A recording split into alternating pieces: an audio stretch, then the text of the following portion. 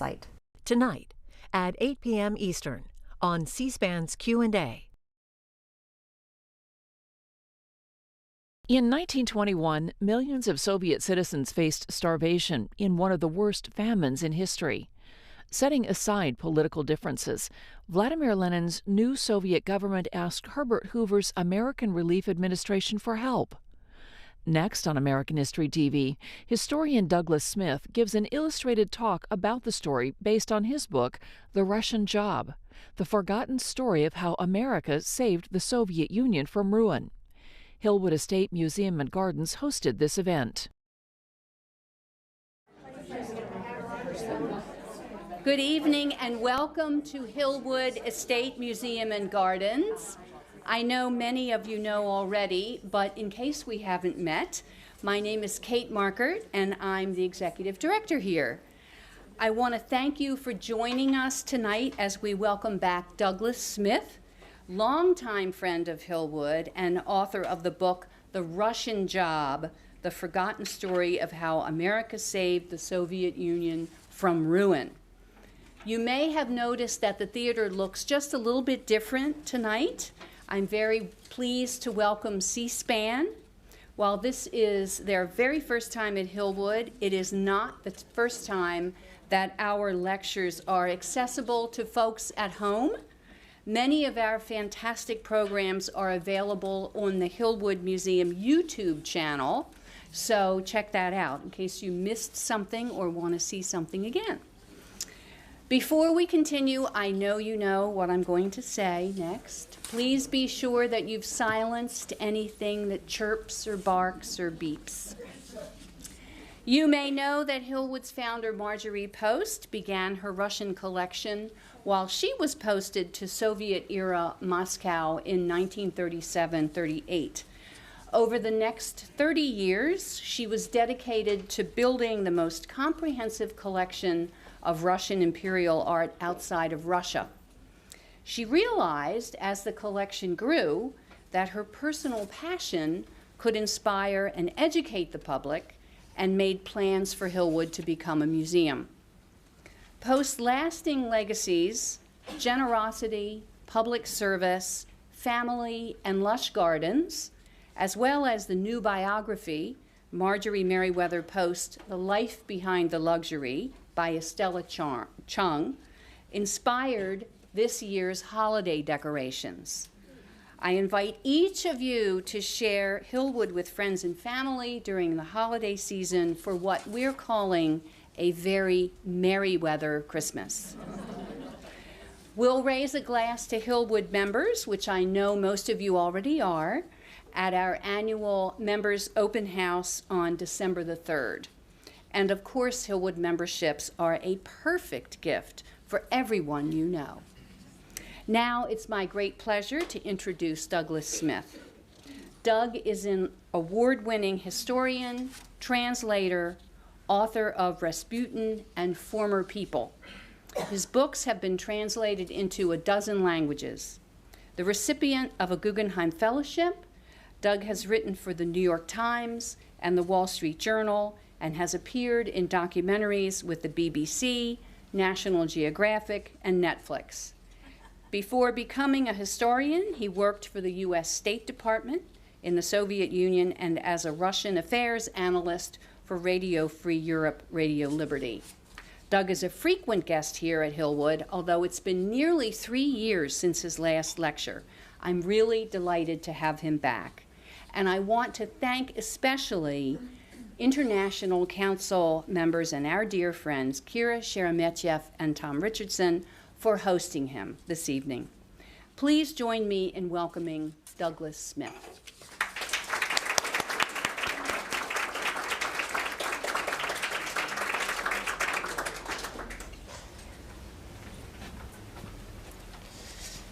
Thank you, Kate, for that nice introduction. It is wonderful to be back at Hillwood. I'm trying to remember if this is my 4th or 5th time to give a talk. I think of myself as a repeat offender, but only in the best of sense. I want to also thank Erin Lurie for helping put all of this together with all their organizational skills, to C-SPAN and Richard for wanting to tape this tonight. I need to thank my local hosts, Kira Sheremetyev and her husband Tom Richardson, who are taking good care of me. Last night, maybe too good a care. If I'm a little incoherent tonight, it's their fault. But it was a fun evening. And I want to thank you all for coming out tonight. There's always a lot of demands on our time. I know Disney is now streaming live. So to come out and learn about a Russian famine shows true dedication and intellectual curiosity. So I applaud you for that. I think the plan is I'm going to talk for about 30 minutes or so, and then happy to open it up to whatever questions people might have. What I want to talk tonight about was arguably one of the noblest acts in American history, yet sadly something that few of us seem to remember or have ever even heard about, a fact that could also be said about Russia itself.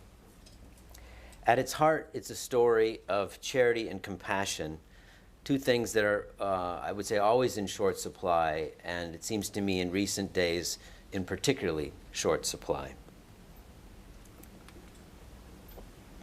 On the 13th of July, 1921, the Russian writer Maxim Gorky penned an appeal to the world titled "To All Honest People." He wrote, "Gloomy days have come for the land of Tolstoy, Dostoevsky, Mendeleev, Pavlov, and Mussorgsky. Russia's misfortunes offer humanitarians a splendid opportunity to demonstrate the vitality of humanitarianism. I ask all honest Europeans and Americans for prompt aid to the Russian people. Give bread and medicine." In 1921, one of the worst famines in world history descended on Russia. 30 million people, almost a quarter of the population, across a vast territory were facing starvation and death. There were several causes for the famine. In the short term, it was precipitated by two horrible droughts in 1920 and 1921 that decimated the harvests. But there were longer, in a sense, more important factors that led to the famine. There have been 7 years in Russia of unending war and revolution, beginning with 1914 and the start of World War I, when millions of peasants left the land to go off and fight, to 1917, where we had two revolutions in the span of 1 year, the collapse of the 300-year Romanov dynasty in February, followed by the Bolshevik coup in November of 1917. The Bolshevik seizure of power led to a civil war that lasted until 1920, and both the Reds and the Whites laid waste to the Russian countryside and spread terror wherever they went. Now, Lenin had long understood the connection between power and food. 30 years before, in 1891, a similar famine had gripped Russia. Many in educated society at the time, led by the example of Leo Tolstoy, organized to offer help to the starving peasantry. But not Lenin. Lenin did not believe in charity. He believed that the only answer for Russia's working class and peasants was revolution. He said at the time, "The overthrow of the Tsarist monarchy, this bulwark of the landowners, is their only hope for some sort of decent life, for an escape from hunger and unending poverty." Lenin was convinced that hunger and misery could be used as a tool to undermine Tsarist rule and lead to revolution. Now that Lenin and the Bolsheviks were in power, they waged a war on the peasants. They forced the peasants to hand over their grain at gunpoint. They needed the grain to feed the workers in the cities and the Red Army soldiers. The peasants obviously resisted. They hid the grain down the well or in fake walls in their cottages. They even created an army, a peasant army, to try to fight back. They also reduced the amount of land under cultivation. This meant that there was no cushion when the drought hit. There were no reserves that anyone could fall back on. By March of 1921, Lenin was terrified that with no food, the Soviet state itself might collapse, because without the support of the workers and the army, starving now almost as well, there would be no more interest in a Bolshevik government. He said at the time, If there is a harvest, then everybody will hunger a little, and the government will be saved. Otherwise, since we cannot take anything from people who do not have the means of satisfying their own hunger, the government will perish. Herbert Hoover was born in West Branch, Iowa in 1874 into a family of Quakers. Orphaned at the age of 9, he was sent off to live with an uncle in Oregon. In 1891, he enrolled in the first class at Stanford University, and 4 years later graduated with a degree in geology. By all accounts, he was an average student with average grades and left with average expectations. None of his fellow students or professors held out much hope for a bright future for young Herbert Hoover. He proved them wrong. He went off first to the gold mines of the Australian outback, a place he described as pure hell, before moving on to China. And very quickly, he rose the ranks of the international mining business. He had a rare talent as an administrator, and he had a way of finding new opportunities that no one had seen before, of turning around failing operations and making a lot of money. By 1914, he was living in London with his family. He was now the head of his own international firm with offices around the world.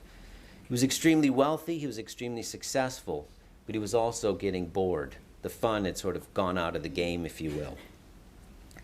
World War I gave him an opportunity to try something new. After Germany invaded Belgium, starvation faced the entire country. Hoover realized that somebody had to step in and try to save the country. So he created something known as the Committee for the Relief of Belgium and ended up feeding millions of people during World War I and became known as the savior of Belgium. In 1917, back in the United States, then President Woodrow Wilson appointed him head of the U.S. Food Administration based on his success in Belgium. 2 years later, in 1919, after the war, he pushed President Wilson to create an organization called the American Relief Administration with an appropriation of $100 million from Congress that would be used to feed war-ravished Europe. By 1921, Hoover was now Secretary of Commerce in the Warren G. Harding administration. And it was as Secretary of Commerce on July 22nd of that year that he read in an American newspaper a publication of Maxim Gorky's Appeal to the World. He immediately sprang into action, and he cabled back to Gorky saying, yes, the Americans would come. Now, not everybody was excited about the idea of American relief to Soviet Russia, to Red Russia. And there was a good many people in the United States who argued against Hoover's request for additional money for the ARA to go off and help the starving people on the other side of the world. Some of the criticism came from the political left, who insisted that Hoover, who was a well-known anti-Bolshevik, was not really interested in aid, but was in fact sort of coming up with some sort of scheme for counter-revolution. They insisted that the only way Soviet Russia could truly be helped was through official political recognition by the United States government. Most of the criticism, however, came from the right. Some insisted that there was no real need to go help Russia, that in fact what Hoover was trying to do was give a sop to American farmers who had produced too much grain and were looking for the government to buy it off their hands. Some insisted that charity needed to begin at home, that we had enough poor, hungry people in the United States that we didn't need to run off to faraway Russia. Henry Ford put out his own spin on why we shouldn't help and insisted that the ARA, led by Hoover, was in fact a corrupt organization controlled by Jews and Bolsheviks. We know about Henry Ford. Others insisted that the Russians were starving due to their own fault, their own incompetence, their own stupidity, and that in fact the best thing was to let the Russian people starve, for this would then destroy Bolshevism once and for all. Hoover batted back all of these arguments against doing something. He said at the time, quote, "The sole object of relief should be humanity. It should have no other political objective or aim than the maintenance of life and order." He did agree that in his idea, Soviet Russia was what he called a murderous tyranny, but felt that the United States nonetheless had a humanitarian obligation. And he also went on to say that in a country like the United States, which at that time could spend $1 billion a year on things he described as tobacco and cosmetics, an additional $20 million to the ARA would not be felt by anyone. Here is a photograph of one of the ARA warehouses in New York City with American grain getting ready to be shipped overseas to Russia. Now, it wasn't just some voices in the United States who were wary of Hoover and his intentions. The Soviets were extremely concerned about what Hoover might be up to. Lenin and obviously the Bolsheviks had led a revolution to overthrow capitalism, to do away with the old economic political order. And here they were contemplating letting one of the great American capitalists into their country at their weakest moment. Some were convinced that the ARA led by Hoover was in fact nothing but a Trojan horse that would lead to the overthrow of their government. Lenin ordered strict surveillance placed over all the Americans who were preparing to come to Russia. He tasked the Cheka, the notorious secret police that would then later become known as the KGB, to infiltrate the ARA as soon as it arrived and place agents inside. Nevertheless, he felt that they had to agree to the terms the Americans had put forward, that without American help, they had little chance of survival. The first Americans arrived in Moscow on the 27th of August, 1921. The first food shipment arrived in Petrograd on the 1st of September, and 5 days after that, the first ARA kitchen opened in Petrograd on Moika Street. 4 days after that, the first kitchen opened in Moscow in the Hermitage restaurant, which before the revolution had been a place for the wealthy and fashionable to dine. Now, this is arguably the most spectacular of all the ARA feeding locations. Some of you maybe even recognize it. This is the Alexander Palace at Tsarskoye Selo outside St. Petersburg, home of Russia's czars. In fact, this was the last home for Nicholas and Alexandra and their children. And this particular kitchen was feeding at one point 2,000 people a day. And according to ARA records, among the kitchen staff was one of Tsar Nicholas's former chefs and various servants of the Romanovs. Now, the original plan when the Americans went over was to feed 1 million children. But they fairly quickly realized that the scale of the famine was much worse than they had anticipated. And by December, they realized they were going to have to be feeding somewhere around 7 million. One of the Americans who was sent over, a man by the name of Frank Golder, was the first to explore the famine zones. And he wrote at the time, "The famine is bad beyond all imagination. It is the most heartbreaking situation that I have ever seen. Millions of people are doomed to die, and they are looking it calmly in the face. To see Russia makes one wish that he were dead."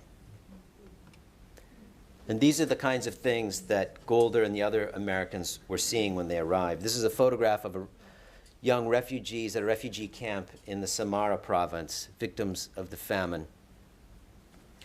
This is what awaited the Americans, and it was something that none of them could have prepared themselves for. Golder remembers and wrote about being particularly disturbed of a scene that he came upon in one village where there was an old woman down in the dirt on all fours fighting with a group of pigs for a tiny scrap of pumpkin rind. He heard tales of mothers killing their children and then killing themselves since it was too painful to watch their children starve. The worst places were the orphanages and children's homes and hospitals. Some of these children's homes were set up originally for no more than 30 kids, were now crammed with 400 to 500 orphan children. The conditions were beyond description. Typically, the children would just lay in rags on the floor. One ARA man said after visiting one of these orphanages, "There's just enough food and heat to make their death a slow one." Around this time, another ARA man wrote to his fiancée back in the United States. "I often think now of how people in New York told me how they envied me the opportunity of seeing so many interesting things." Yes, interesting, that's the word. Yes, it's very interesting to move among people who at a glance tells you would be better off dead than alive.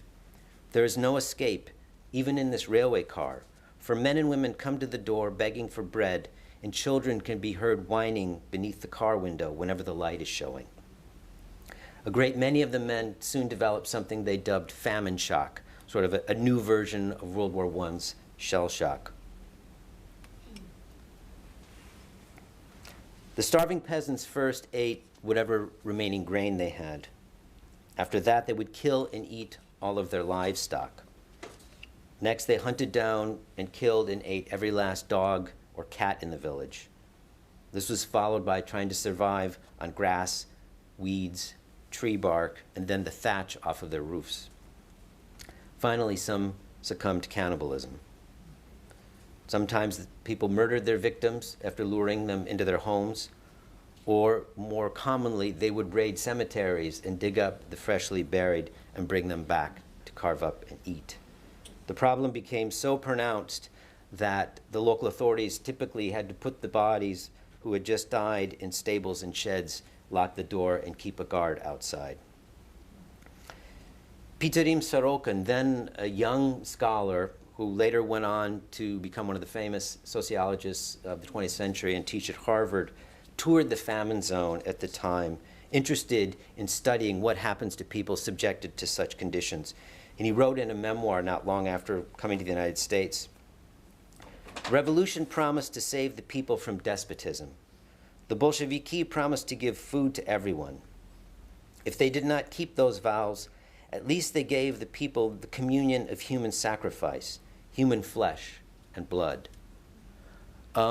The image I'm showing here was from a series of gouache drawings, paintings done by a man named Molchanov that we know almost nothing about, that are now in the collection at the Hoover Institution out at Stanford University. The Russian text on the bottom says Russian village for February of March. We know the year was 1922 that he did this. And then on the far right, it says Людоедство, which is Russian for cannibalism. It's interesting, the Russians have two words for cannibalism. They have людоедство, which means people eating, and трупоедство, which means corpse eating. They made a distinction between the two. I did much of the research for this book at the Hoover Institution, since that's where the ARA's files, records, photographs ended up. And one of the things that was truly difficult for me researching it was to go through these hundreds of photographs that were taken by the Americans and by Soviet officials of the famine and the acts of cannibalism which were recorded. They're horribly disturbing images, and I struggled a lot to figure out what is the right balance in a way to make sure I could convey the real depth of this horror and suffering without in any way trying to sensationalize it. Thus, for my talk that I'm giving around the States now, I purposely have avoided any of the photographs of this and went instead with this particular image. Now, from the very beginning, the Americans, as I mentioned, realized the famine was much worse than that they had ever imagined it was going to be. You'll sometimes hear about this famine as the Volga famine or the Volga River famine, the Povolzhia famine, but that is entirely wrong. It was much broader, much more widespread. It covered something like 1 million square miles of territory at its peak. This is a map that the ARA made. Here's Moscow up here. The shaded areas show you all the extent of the famine and where Americans were working. So it extended all throughout Ukraine, which had a population then of 26 million, 9 million of whom were starving. The Americans worked there. They also worked all the way down in the Caucasus and Dagestan, and all the way deep into the Ural Mountains as well. So it was way beyond the limits that we sometimes think of. Now, the size of the famine made it an enormous challenge to try to deal with. But there were other challenges as well. One of them was the mere fact of the number of people that needed help. At its peak, you had about 200 American men working the famine in Russia. Obviously, they could only do so much. So they put together an army, literally, of Russian employees who worked under them. This network of Russians who worked for the area eventually reached 125,000 people. And none of this work could have been done without the Russians. So while it was American relief that was orchestrating it all, much of the work was done by the Russians themselves. Transportation, as you can imagine, over 1 million square miles was one of the biggest headaches. The railroad network had been destroyed as a result of the Civil War. Much of it was no longer simply working. The rail lines that were working were frequently attacked by bandits and thieves, and they didn't reach out into the most remote of villages where much of this aid was desperately needed. And as a great many of you know, Russia is not famous for its network of paved roads. So much of the year, especially in the spring where you have the Rasputitsa, the muddy season where villages become almost isolated islands, it was extremely difficult to get the aid and food out to these people. This is an example of one of these aid caravans. Winter was, in fact, the best time because you could move on sleds over the ice and snow. They typically preferred horses, but there were times when they did have to rely on camels. This was a photograph taken in Tsaritsyn, now Volgograd, of one of these convoys taking food. The Americans had arrived, as you would expect Americans to do, with a fleet of Cadillacs and Fords and some trucks, but beyond Petrograd and Moscow, these were not a great deal of help. Life in most Russian towns was pretty grim in 1921 after revolution and civil war. The living conditions were harsh, rustic at the best. This is the main street of the city of Kazan in early May of 1922. It gives you a sense of, again, the mud and just sort of, what life looked like, what the cities and towns looked like at the time. And it wasn't just that they were uncomfortable, they were incredibly dangerous as well. All of the ARA men got guns pretty quickly after they arrived, some sort of a pistol or a revolver. And whenever they would leave their personnel house to the offices at night to walk back to the personnel houses, they typically would walk down the middle of the road so they'd have a bit of time to see if someone was running at them to try to rob them. There were repeated attempted burglaries of the ARA's personnel houses. The men in Orenburg, for example, one night were awakened by the sound of marauders coming in with their guns drawn. The Americans jumped out of their beds with their guns. There was a gun battle, and they chased them off. There was another group who woke up in the middle of the night to smell smoke and realized that someone was trying to burn their house down around them. In addition to this, they were constantly being monitored and surveilled by the Cheka, by the secret police, who watched their every step and then also tried to force the Russian employees to spy on the Americans. But the greatest threat of all was typhus. Typhus was the disease that all Americans lived in fear of. It was so widespread.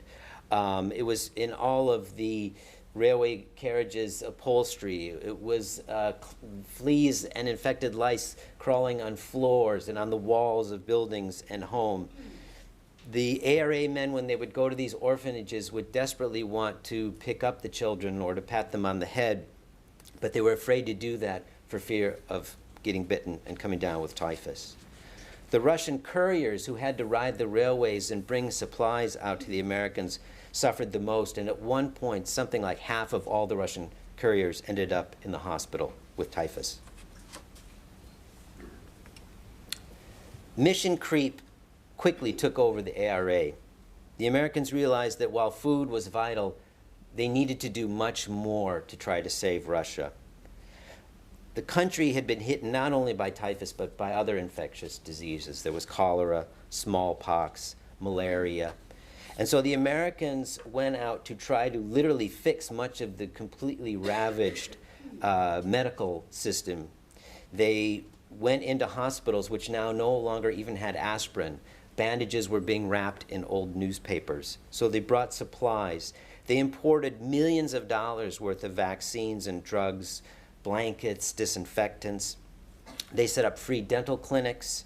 They outfitted a large hospital train that went from town to town, offering free medical care. They installed water purification systems in a number of cities to try to reduce the rates of cholera. That was just one such clinic there, children being inoculated in Petrograd. Now, you saw earlier a photograph of those poor little children in their rags. So the ARA helped import roughly 500,000 pounds of shoes and clothing from the United States to give to young Russian children. This is an example here in Odessa of 3 little kids with their new shoes from the ARA. The leather looks so stiff, it must have been really painful to walk in, but I'm sure they were glad to have them. And their clothing, is interesting, is made from repurposed American sacks of grain, sewn into dresses, pants, and tunics.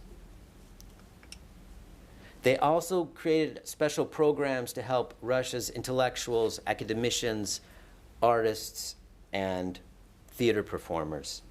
They created special feeding operations. They brought in literally 28,000 pounds of the latest scientific literature for various specialties, biology, physiology, physics, because it's hard to imagine, but Russia's intellectual class had been cut off from all of the work that had been done outside of Russia basically since 1917. So they were starving for information that pertained to the latest research. So the ARA helped make that possible.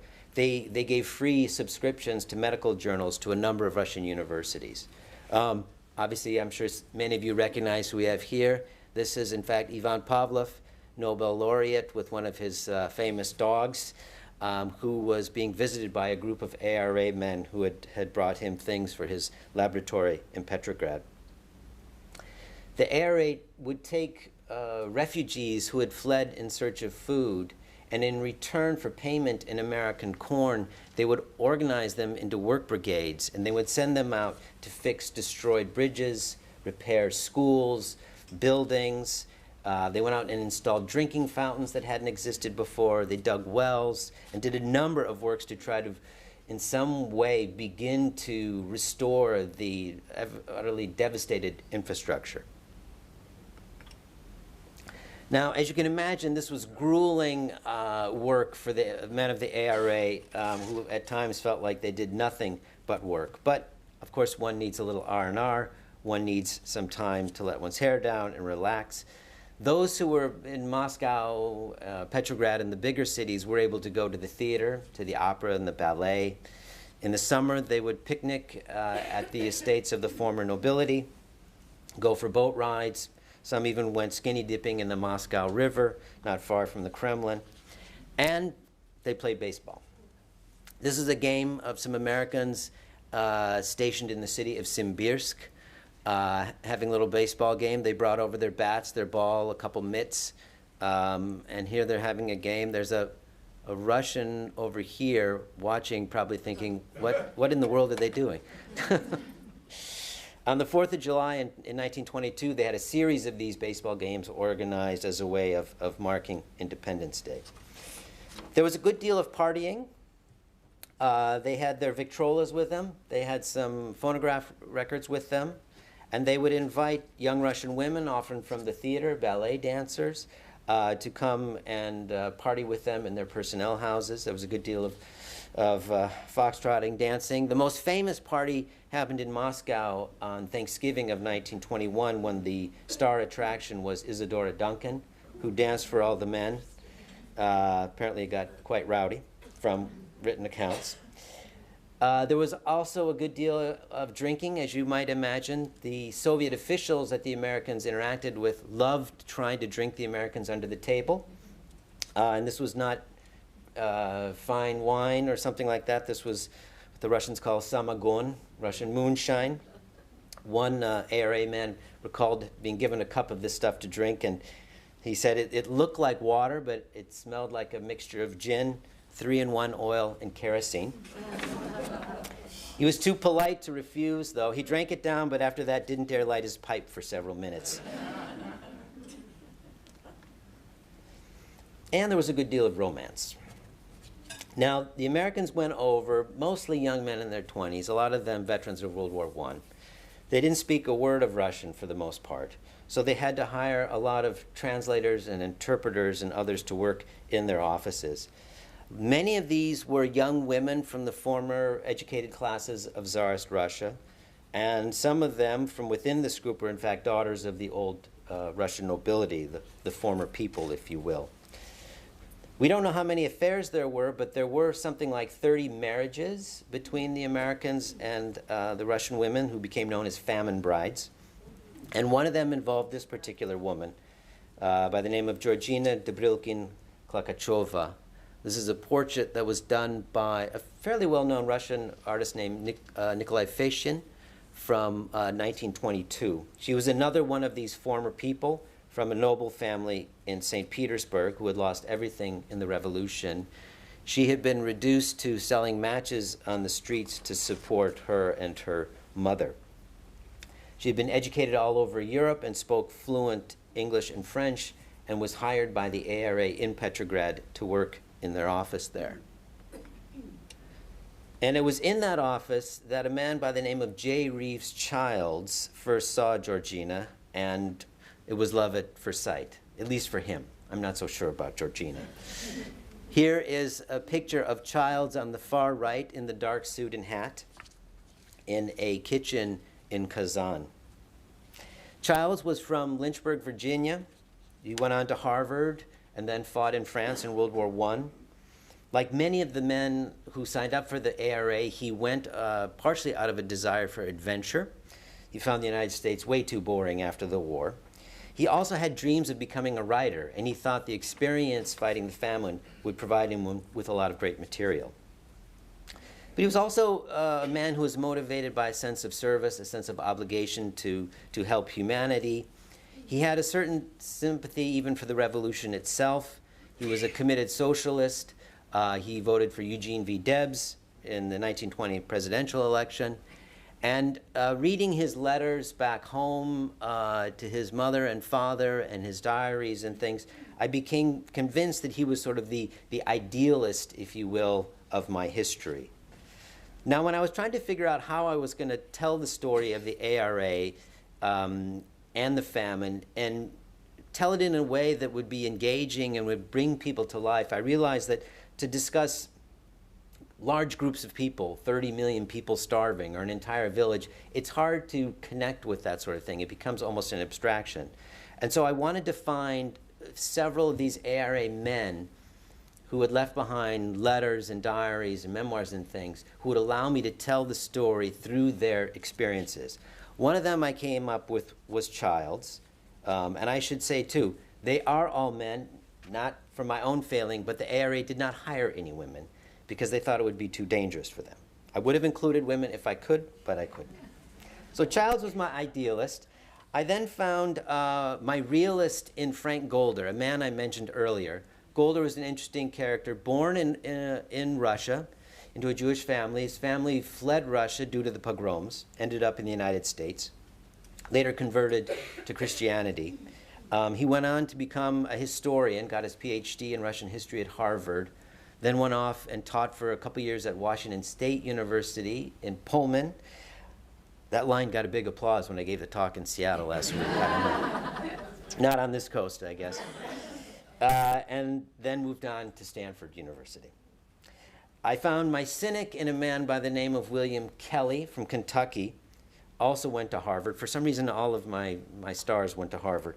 Went to Harvard, fought in World War I as well. Later became a New York ad executive. And he was one of these people who went over without any great idealism, without any romanticism, and very quickly soured on the whole experience of famine fighting. And he wrote these letters to friends and his fiancée back home that are just dripping with sardonic and cynical and at times quite tasteless comments. But I thought this was a good contrast with the idealism of somebody like Childs. And then I have a romantic in Harold Fleming, again a Harvard man who studied economics. And he went over thinking that it was going to be a great adventure as well. But the first few months he found miserable in Moscow. He regretted having come, told his mother and father in his letters that he really wished he could get back to the United States soon. And then he hired a Russian language tutor by the name of Paulina, and all of a sudden things changed. He never wanted to go back to the United States and had a series of romances, and even after he left Russia, kept wishing he could go back and meet up with Paulina and the others. So these are my four characters that I used to tell the story. But back to Childs. Here's a photograph of Childs in the middle outside, as it say, student feeding hall, dining hall number 2 in Kazan, with one of the trucks, World War I surplus trucks that the ARA brought with them. Childs arrived in Russia in September of 21 and was sent to the city of Kazan to work in the Tatar Republic. It was a huge territory. It was 4.5 million people spread out over 96,000 square miles. And he worked like a dog, like so many of them, practically day and night. And most of the Russians, it should be said, worked equally hard. But I did find a couple instances where the Russians did not really care for American work habits. There was one Russian man who, when he was told that they started work at the ARA office 5 days a week at 9 a.m., responded, "Ah, yes, this is how the capitalists exploit us." He did not last very long. Childs practically gave his life to fighting the famine. He came down with typhus and for several days lingered close to death. And he was forced to go to Germany to recuperate for a while. But even after that, he couldn't wait to get back to Russia. He couldn't wait to get back to Kazan. He wrote his mother from the hospital in Germany, "I'm so anxious to get back to Kazan. The Russian experience is the richest I have ever had. I wouldn't take anything for it." Now, much of this, I think, had to do with Georgina. He had her transferred from Petrograd to Kazan, and then later that summer, they went back to Petrograd and were married in St. Isaac's Cathedral, which maybe some of you have visited. And then later, the two of them left Russia together. In 2 years, from 1921 to 1923, the ARA carried out the greatest humanitarian relief effort in history at the time. The numbers are simply amazing. 11 million people were being fed a day at the peak of the operation. They worked in 28,000 cities, towns, and villages. They shipped 1 million tons of food, seed, clothing, and medicine. They distributed medical supplies to 15,000 hospitals. They inoculated 10 million people against infectious diseases. Nevertheless, best estimate would be roughly 6 million people died as a result of the famine. But the Americans did manage to save well over 10 million lives. And what's more, the ARA gave the Russian people hope, which they had not had before. This is an amazing letter that I found at the Hoover Institution archives that was written by some women to the men of the ARA. And the archive out there at Stanford has a lot of these, many of them beautifully illustrated like this one. You see at the top, that's the New York City skyline with the Statue of Liberty to the left, the American aid ship that is dropping these life rings with ARA on them down into the bloody sea. This particular one was written in Sevastopol in the Crimea on March 14th, 1923, and it reads up on the top there, "We, the women and mothers of Sevastopol's southern district, overflowing with fervent gratitude, extend to you our sincere thanks for the help and concern you have extended to our children at this trying time. Tears of emotion pour from our eyes at the sight of how our children's faces that were pale and exhausted are once again fresh and healthy, thanks to the fraternal help of the Americans. Our children are happy. We mothers are joyous and now have hope for the future. May the hearts who made this possible be forever blessed, and may the hand that gives always be full." This is one of my favorite photos that I found. This is, again, that Hermitage restaurant in Moscow that had been turned into an ARA kitchen. 4 girls having their lunch in March of 1922. On the 20th of July, 1923, the ARA closed up its operations for good in Moscow, and the Americans went home. A little bit before this, Gorky wrote a letter to Hoover in which he said, "In all the history of human suffering, I know of nothing more trying to the souls of men than the events through which the Russian people are passing. And in the history of humanitarianism, I know of no accomplishment which in terms of magnitude and generosity can be compared to the relief that you have accomplished. The generosity of the American people resuscitates the dream of fraternity among people at a time when humanity greatly needs charity and compassion. Your help will be inscribed in history as a unique and gigantic accomplishment, worthy of the greatest glory and will long remain in the memory of millions of Russian children whom you have saved from death. Gorky was right. In 1975, so a half century after the end of America's mission to Russia, J. Reeves Childs returned to the Soviet Union. He was an old man now in his mid-80s. He had spent his life working for the State Department throughout the world, including serving as ambassador both to Saudi Arabia and Ethiopia. He had stayed married to Georgina until her death in 1964. When he arrived in the Soviet Union, he told one of the officials there that he had been a member of the American Relief Administration. With that, the man's eyes widened, his face lit up, and he whispered with reverence, A-R-A. Many Russians at that time still remembered and were still grateful for America's charity and compassion. Thank you.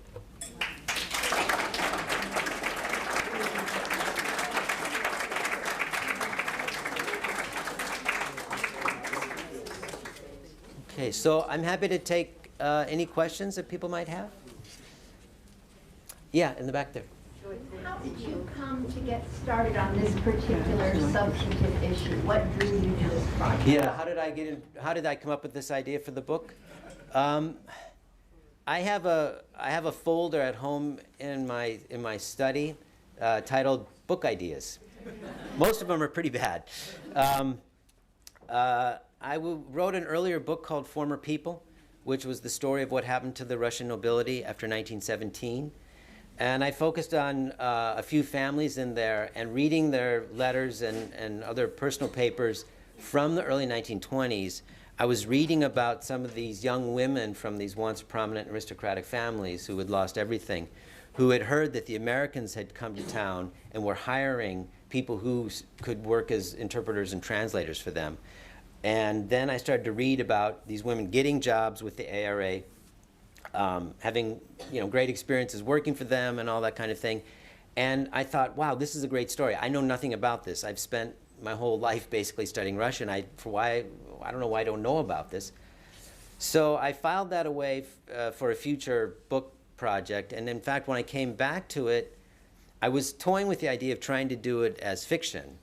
And I had this elaborate plot that I had put together and interesting characters, at least I thought interesting characters. And then I kind of got cold feet. I wasn't sure I had the writing skills to pull off fiction. But even more importantly, by now realizing the facts of the famine, I knew that if I had put all of this stuff into a novel, people wouldn't believe it. They would be thinking I'm exaggerating for dramatic effects. So I said, no, this has to be written as a work of nonfiction. Yeah. Yes? I'm speaking from total ignorance, but my impression of Herbert Hoover as a president is not the same Herbert Hoover who did this act of charity. And is that a false impression, or, I mean... Yeah, Hoover's reputation, and who was he as a man? I know he worked for the Commerce, and he was pretty good, but he was still pretty strict about socialism and things, wasn't he? Yeah, I mean, before the Depression, which would destroy his reputation, he was known as sort of the world's greatest humanitarian.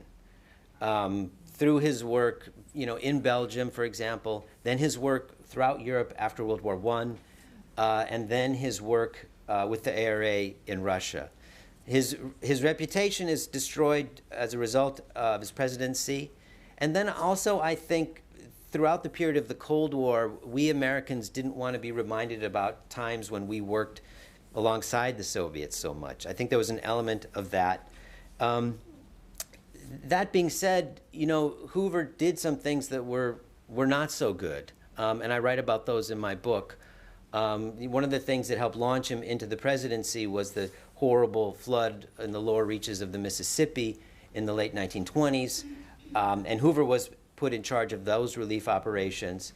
And he basically saw that all the aid went to poor white folk, and very little or none went to poor black folk. And not only that, black folk were put in camps and forced to do the rebuilding under armed guards for nothing. And he was okay with that.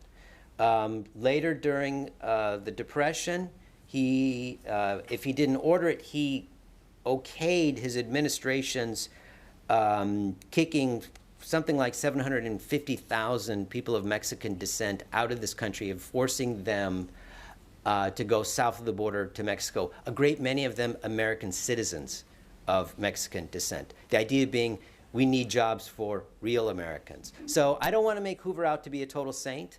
He wasn't, but he did do some truly remarkable things. Yeah? This is fascinating. How did the Soviets handle this history? Was there any attempt, I certainly had never heard of it either, was there any attempt to talk about it? Was it erased from the history books? Yeah, that's good. I talk a lot about that in my book about what happens the minute the Americans leave. You know, there's a huge banquet that the Soviet government throws for the Americans in Moscow in July, right before they take off, with, you know, memorial plaques about eternal gratitude and that kind of thing. Well, as soon as the Americans are over the border, the Russians do everything they can to remove any trace that the Americans had ever been there. There had been a Herbert Hoover Memorial Highway. That was quickly renamed. There have been memorial hospitals named after Americans. Those were renamed. Many of the people in Russia who had worked for the Americans were arrested as spies. And in fact, some of them were still being arrested after World War II for having worked for the Americans. And the whole operation, when it was discussed as it was a plot by Hoover to overthrow the Soviet government, but the vigilance of the Cheka had saved the Soviet government from the nefarious deeds of Herbert Hoover. And then it was basically forgotten. I was in Moscow in September, and I was on Spiridonovka Street, and I was walking along, and I remembered that the ARA's main offices were on that street, and I knew what the building looked like, and sure enough, there was the building. And I had this idea of wanting to get a little poster made that said in Russian, you know, do you know who lived and worked here? And my Russian friends said that probably wasn't a great idea. So I'm hoping the book will come out in Russia. All of my books have been published there, and I'm talking with my normal publisher. I've yet to hear if they're going to go ahead with it or not. I hope so. Yes? You sort of alluded to this a little bit, but can you talk more about how the story or why the story was not known here in the U.S.? You know, in Russia maybe it's more understandable, but it sounds like people didn't really know about it here either. Yeah, I think, again, as I kind of mentioned before, I think it's because it's so much a story about Herbert Hoover. And with the Depression, his inability to get the country out of the Depression, he leaves office, you know, in the early 30s. His reputation is basically destroyed by now. Maybe he wasn't always the best publicist for himself in making sure that people remembered the things that he had done before he was president. And I think, again, I grew up a child of the Cold War, and, you know, we were, I don't know, I don't think in school we really wanted to focus on moments where America and Soviet Union had sort of worked together. So I think it, you know, for these sorts of reasons, it was kind of forgotten. Yeah. Yes? Yeah. I seem to remember my mother working for Russian war relief after the Second World War, collecting money and clothing and so on.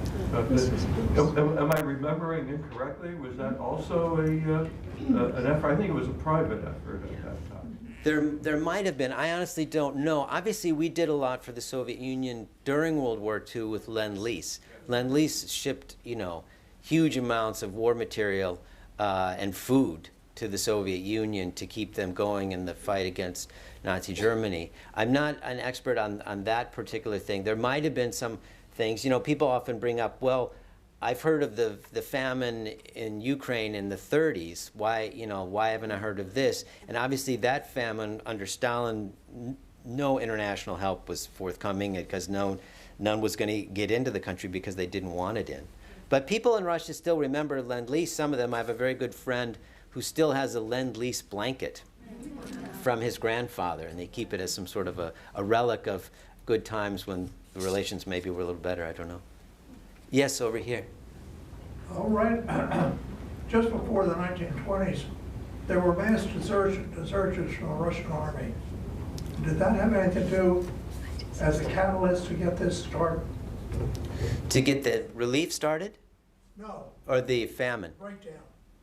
Yeah, I mean, I think it's hard for us to imagine. I mean, what Russia went through from really the beginning of World War I through basically the middle of 1920 was the apocalypse, basically. I mean, the country is utterly destroyed due to revolution and war. And there is mass desertion often among some of these Red Army soldiers, and a lot of them were going over to these peasant armies who were then taking their guns and fighting against the Red soldiers who were terrorizing the Russian countryside.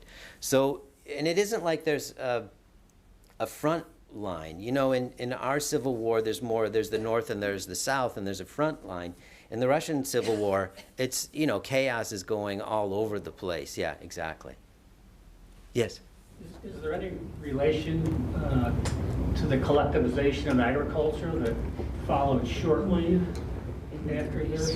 I mean, or they just happen to occur? I mean, in some ways there might be a slight connection, only in the fact that early after the Bolsheviks seized power, the Reds begin to requisition grain from the peasants. They basically just go out and take the grain. This practice is then stopped in 1921, where they have a retreat from sort of these extreme measures, and you get the beginning of what's called NEP, the new economic policy, and they can keep their grain and pay a tax on it and that sort of thing. And Stalin, in a way, you could say, starts the revolution all over again, both in the cities and in the countryside. And the peasants are now forced into collective farms, and they're going to be put under much tighter control. And that was then obviously a factor in the famine that breaks out in the early 1930s. There's also a national component to that. The reason we know so much about the famine in the 30s is because much of it was centered in Ukraine, and the Ukrainian community outside Russia has done a very good job about writing about this famine, documenting what happened. And so that famine is much better known, even though no Americans or foreigners really were there to witness much of it. Yeah. I'm getting a signal. One more question. Okay. Who's not asked a question? Yes. How were people recruited to go to Russia? I mean, where did these Americans come from? Yeah, well, they came from all over the country. Most of them were men in their 20s. A good many of them had served in World War I. Some of them were Rhodes Scholars who were over in England at the time. And so the ARA, you know, really kind of gets going before the Russian famine, when it's starting to do work in Europe after World War I. And I think, you know, word spreads about these American relief efforts.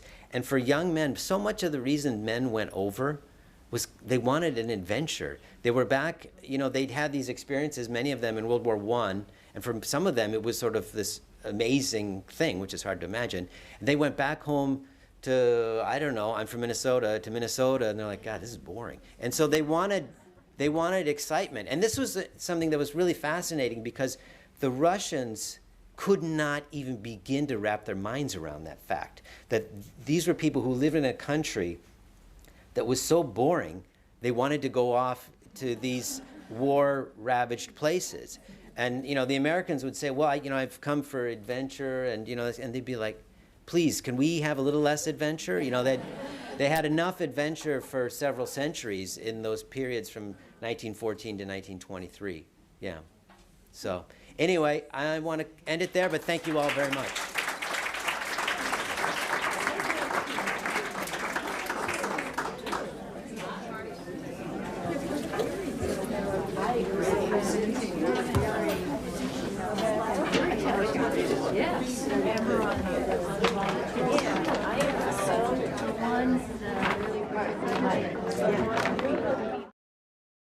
Today at 6 p.m. Eastern on American Artifacts on American History TV on